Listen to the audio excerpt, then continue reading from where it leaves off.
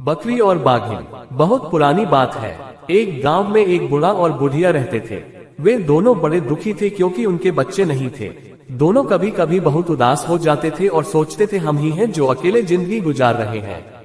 एक बार बूढ़े से बुढ़िया से कहा, मुझे अकेले रहना अच्छा नहीं लगता है, क्यों न हम एक बकरी को घर ले आए।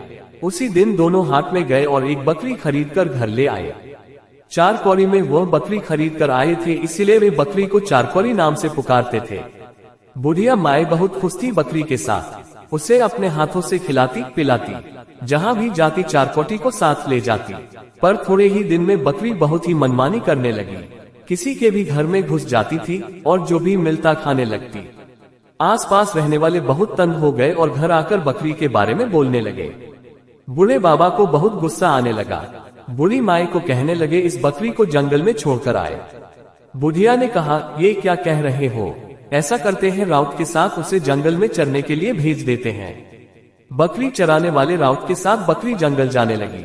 लेकिन थोड़े ही दिन में राउत भी बहुत तंग हो गया। चारकोरी उसका कहा जो नहीं मानती थी। उसने बकरी को चराने ले जाने से इनकार कर दिया। बकरी फिर से घर में रहने लगी और अब उसे बच्चे हो गए और बच्चे भी सबको तंग करने लग गए। अब बुढ़िया भी परेशान हो गई। उसने कहा, मैं और इनकी देखभाल नहीं कर सकती। बूढ़े बाबा ने बकरी और उसके बच्चों को जंगल में छोड़ दिया। बकरी और उसके बच्चे खिरमिट और हिरमिट जंगल में घूमने लगे, फूल पत्ते सब खाने लगे। एक दिन अचानक एक बाघिन से मुलाकात हो गई। बाघिन खिरमिट और हिरमिट को देख रही थी और सोच रही थी कब इन दोनों को खाऊंगी। बाघिन को देखकर बकरी को समझ में आ गया कि बाघिन क्या सोच रही है। बकरी को बहुत डर लगा, पर हिम्मत करके वह बाघिन के पास गई और अपना सर झुकाकर उसने कहा, दीदी प्रणाम। अब बाघिन तो बहुत अचंभे में पड़ गई। ये बकरी तो मुझे दीदी कहकर पुकार रही है, उसके बच्चों को कैसे खाऊं? बाघिन ने कहा, तू कहाँ रहती है?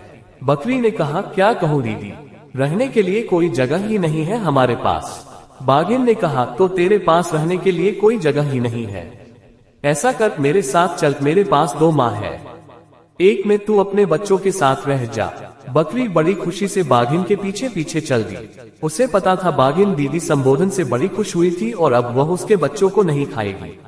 बाघिन के मांद के पास दूसरे मांद में अपने बच्चों के साथ बकरी खुशी से रहने लगी। बाघिन भी उसे तंग नहीं करती थी। लेकिन कुछ दिनों के बाद बाघिन को जब बच्चे हुए, बाघिन फिर से बकरी के बच्चों को खाने के लिए बेचैन हो गई। बच्चे पैदा होने के बाद वह शिकार करने के लिए नहीं जा पा रही थी। भूख भी उसे और ज्यादा लगने लगी थी। बकरी बाघिन के आंखों की ओर देखती और मन ही मन चिंतित हो उठती। वह बाघिन के पास जाकर दीदी दीदी कहती और बातें करती रहती ताकि उसकी आंखों के भाव बदल जाए। बाघिन उससे कहती, मेरे बच्चों का कोई नाम रख दो। बकरी ने ही कहा, एक का नाम एक कारा, दूसरे का नाम 2 कारा।